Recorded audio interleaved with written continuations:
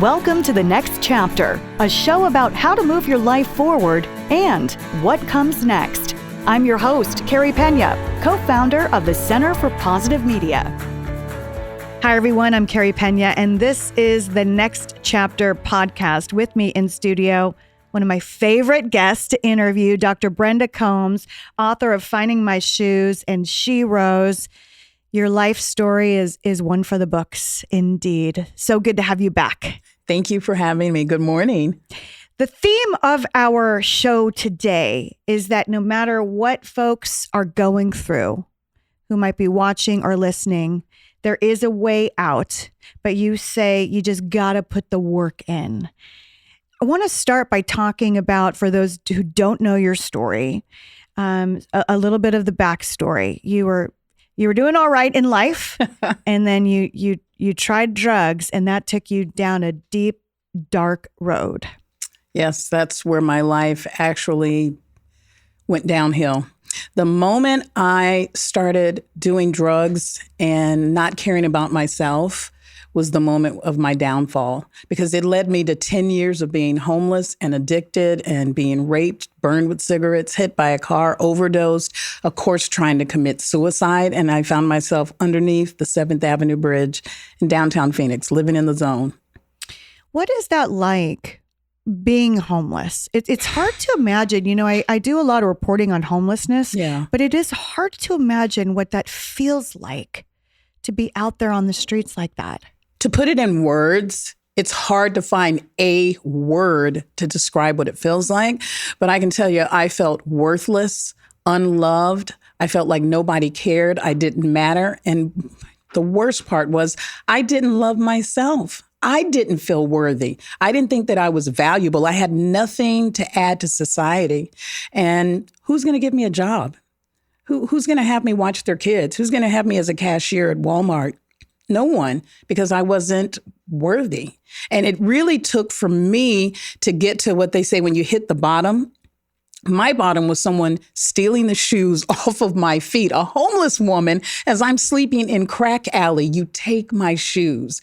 But it was taking my shoes that led me to falling on my knees saying, okay, God, I can't. Either take me or take this lifestyle away from me. And that was the day my life changed forever. Describe it, because I remember you talking about this with me before, when you realized that someone had stolen your shoes and you were in this alley and it's covered in glass as you did. So describe this and paint the picture for the audience. So I was sleeping on a couch in crack alley, and there was a dying cat laying next to this couch that I was laying on.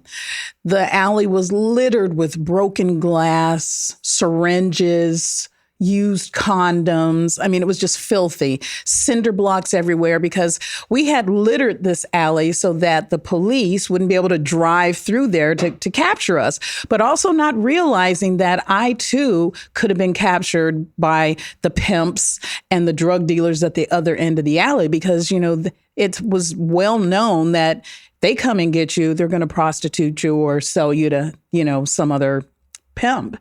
And I had to run through that nasty, disgusting alley with no shoes on.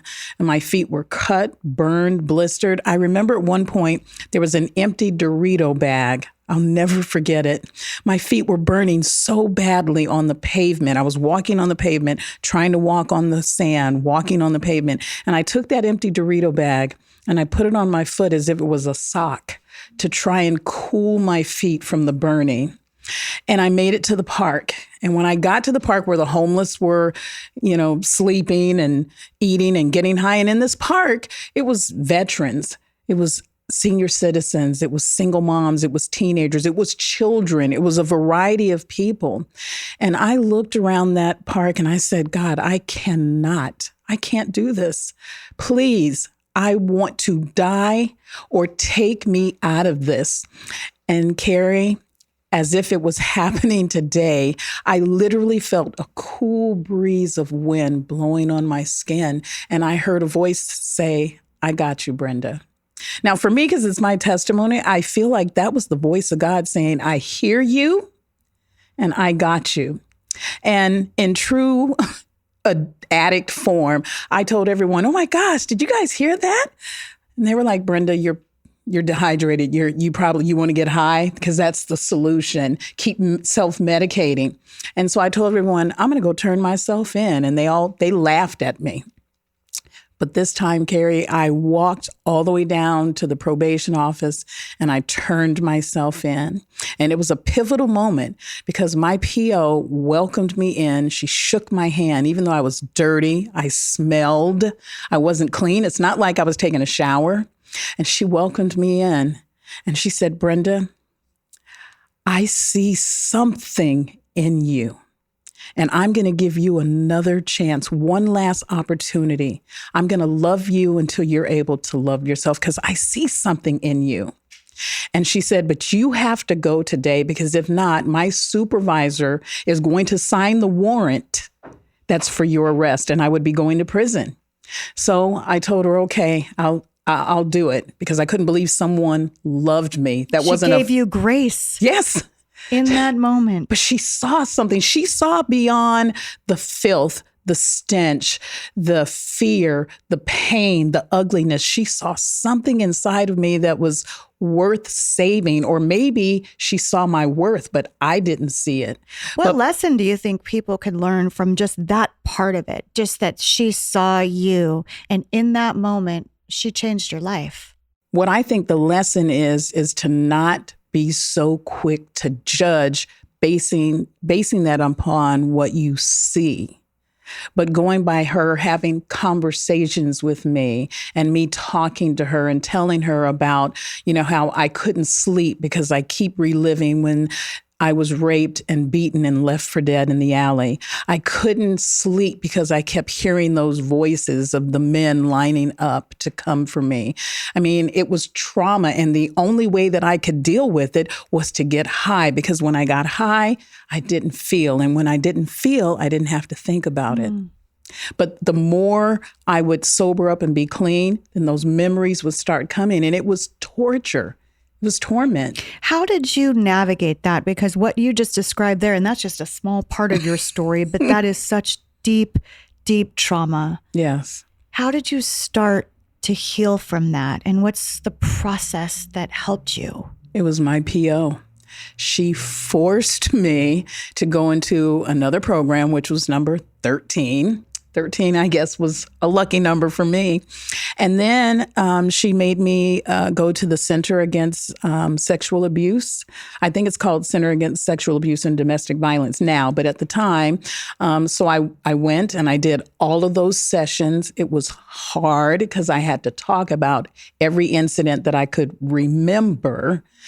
And then she made me go take an assertiveness training class because I couldn't even look her in the eye because I was so filled with shame and guilt and fear. And just, I was so used to everyone judging me that my conversations with her would be like this. She would be talking and I would look everywhere but at her. And I remember she was like, look me in the face, look me in the eye. You're beautiful.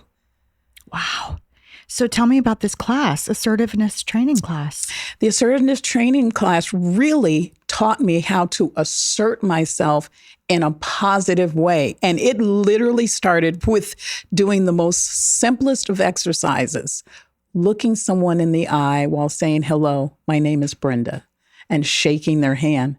And I remember the first time when they wanted me to do it, I burst into tears because I just had nothing. I mean, I started from the bottomless pit with nothing. So it was hard for me to even just look someone in the eye because I felt that I had this tattoo, this neon sign that said drug addict, whore, prostitute, rape victim, sell her, she's unworthy, not lovable. I mean, that's how I felt. And when you have those feelings of worthlessness and not feeling worthy, not feeling loved, and not caring if you live or die, to me, that's the worst. That's hell. That's living hell. Because every moment is, you're either waiting to die or you need to get high so that feeling goes away. Do you remember the moment when you started building your self-worth? Do you remember feeling like, wow, something is changing? I can look people in the eye. I am worthy. Do you remember that? It was probably maybe the 10th session when I went to the Center Against Sexual Abuse. And I don't remember the conversation, but I remember I answered the question and she said, "Brenda, you smiled." What? She said, "That's the healing process. You answered that question and you smiled. You didn't cry. Your lip isn't quivering. You're not looking the other way. You're not shaking. Like, this is the process." And then that same night, I went to my assertiveness training class, and I was the first one to volunteer to stand up. My name is Brenda Combs, and I'm a recovering addict. And I don't remember what else I said, but I said it with confidence. And I remember riding the bus to go back to the sober living house, and I remember thinking, wow, I did it. That was the beginning. Like, wow, maybe I can do this. That's when I started thinking, maybe I can. And from there, I just kept getting up and I just kept going and I kept being active. I kept participating. I didn't agree with everything, but I just had the mindset that the people that are trying to help me and are sharing at the Center Against Sexual Abuse and at this class, the thing that they had that I would give anything for is they all seem to be happy and they seem to be at peace.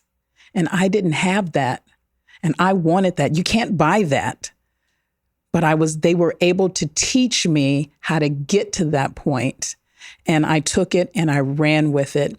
And I've never looked back. And my life changed from that moment. The moment I started to believe that I was worthy, I started that journey to eventually becoming Dr. Brenda Combs, yes, Ambassador of Inspiration. How long have you been sober? Next month, it will be 29 years. Wow. And what is your next chapter? My next chapter is I want to end homelessness. And I firmly believe it can be done. And it will be done one person at a time. But I have a plan because I know what worked for me. And I feel that I need the community. I need our legislators. I need our representatives. I need everyone involved to be on the same page, to realize people are only concerned about those issues if it affects them or their family. Mm-hmm. If you have a family member that struggles with addiction or mental health or gambling, then you have more meat in the game, if you will. You have more skin in the game to participate or want to see some positive solutions. But we need not only those people, the people that it doesn't affect them on a personal level, but affects all of us from an economical, from a financial, from a community level. It affects all of us because it affects all of our neighborhoods. It affects the police, the fire, the ambulance, the schools, the teachers. I mean, it affects all of us. So it's something that I feel we all should be working towards. And that encompasses just not people homeless in the zone, but this is people who are our neighbors, who are struggling, who are not eating, who are not seeing the doctor, who need help, who need encouragement, support. They need to be motivated. They need to be told that they're loved. They also need to be held to being accountable and responsible, but with no judgment, because it could happen to anyone. You're very big on accountability. You talk a lot about, none of this is easy. No. And you were determined to get up and do the work. Nothing's going to be handed to you in this process. Yeah. Can you share with the audience how you went on to adopt quite a few children, and taking them out of homelessness or some facing homelessness? once you started to build your life, you wanted to share that with others. Yes, I married a man who I met down in the zone who also had been homeless for 20 years. And we came together as a blended family. And I had a biological son who has his mother's heart. He's very compassionate about others. So one by one, he brought the boys home who were experiencing either homelessness, abuse, or just family issues. And I legally adopted one. But in total, we have 6 boys and 1 girl. And we're a very happy family. I was able to teach the boys, life maybe it didn't start out candy and rainbows for them per se. But once they came into our house, we established routines and structure and teaching them to be accountable and responsible, but also teaching them that they matter and their voices should be heard. So we told them anytime there's an issue and you feel like you're not being heard or there's a problem, you call a family meeting. We call it Bring It to the Table. So they would, if there was an issue or a concern, they would come, they would say, I'm going to have a family meeting. Let's bring it to the table. We would all come together and we would sit, we would listen, let them express themselves, to let them know that you do matter and to let them be heard. And then coming up with positive solutions. Mm-hmm. And sometimes it wasn't always the way that they wanted it to go, but that's life. But just teaching them that communication is the key. And that even though their life may have started off, maybe on a rocky road, they're in charge of their future. It's up to them to make the right choice and do the right thing, even when no one is watching, that they already have inside of them what it takes to make their goals and dreams become a reality. And my job and my husband's job was to just mentor, lead, and guide them along the way, but make sure that they were responsible and accountable for the good and the not so good, and teaching them to learn from their mistakes and not hold themselves hostage to those mistakes. And you've found quite a bit of success sharing your wisdom, your knowledge, your story. You've traveled, you're an inspirational speaker, and you've written these 2 books here, and you're continuing on that path. Just share what the books are. So Finding My Shoes, this is my first book that I published. It shares my life story. It's got pictures and really tells the story of how I overcame 10 years of homelessness and addiction. And it became a bestseller. It's available on Amazon, Barnes & Noble. For Black History Month, I was able to have my book in a Walmart in Mississippi, my home state. So that was an amazing dream. Yeah. And then the other book that I'm promoting right now is called She Rose, and it's a series. And some local entrepreneurs, we got together that I felt were She Rose, and each of them have an amazing story of things that they have overcome. And so we wrote this as a collection to share with other women that, it doesn't matter where you came from. It doesn't matter if you were born with that silver spoon or if you're in the hood. We all have issues. We all have feelings and emotions, and we all go through things. And if we would take the time to just really sit down and listen to others, we have so much more in common than we do that separates us. I love that. What do you want people to take away from your story? What I want people to take away is that love is the answer to every single solitary problem that we have in this world.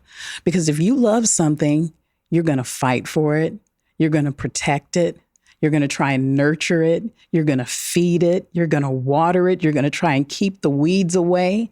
So if we look at every problem, every issue, every political thing, if we look at everything through the eyes of love, that I feel gives us the ability to come up with positive solutions, because love conquers fear and hate. That's the answer. And the other thing is, I think people also need to realize the power of forgiveness. If you can forgive, that gives you the ability to love. And then when you love, that is what opens the door to solutions. Forgiveness frees us from a lot. Yes. Your life today is happy? Very happy. I'm very happy. I turned 62 this year, and I feel like life is Look at you, girl, just with beginning. your glitter jumpsuit and the whole thing. I love it. I love everything about you, Dr. Brenda Combs. Where can people follow along with your journey? Well, they can follow me. They can go to my website, Brenda Combs. I'm on every social media platform: YouTube, Facebook, Instagram, TikTok. She's large and in charge. She's got it going. Thank you so much, as always, for coming in and checking in with us and sharing your next chapter. We appreciate you. I appreciate and I love you, my sister. God bless you. Thank you, Dr. Combs. And thanks to all of you for listening and for watching. This is the Next Chapter podcast. I'm Carrie Pena.